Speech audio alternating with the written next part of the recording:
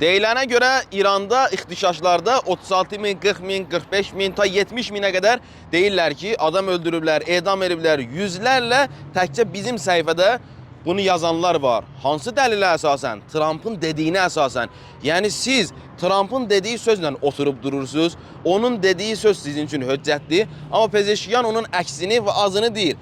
Trump'la Pezeşkiyanı müqayisə eləyəndə Trump Pezeşkiyanın müqabilində heç onun dırnağı, ayağının tozu ola bilməz. Quran-ı Kərimdə Allah nə buyurur? Bir fasik sizə xəbər gətirsə, araşdırın, maraqlanın, öyrənin.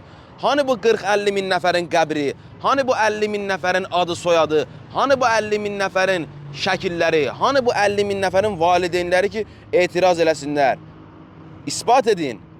Havada, göydə danışmayın. İslamı gözdən salmayın.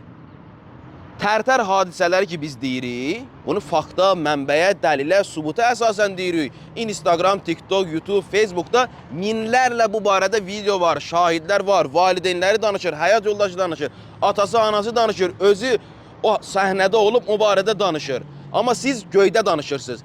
Tərtər hadisələrinə görə ürəyiniz yanmır, böyrəyiniz yanmır. Amma İranlılara görə ürəyiniz yanır. Yox, sizin dərdiniz İran deyil. Sizin İslama kininiz var, nifrətiniz var.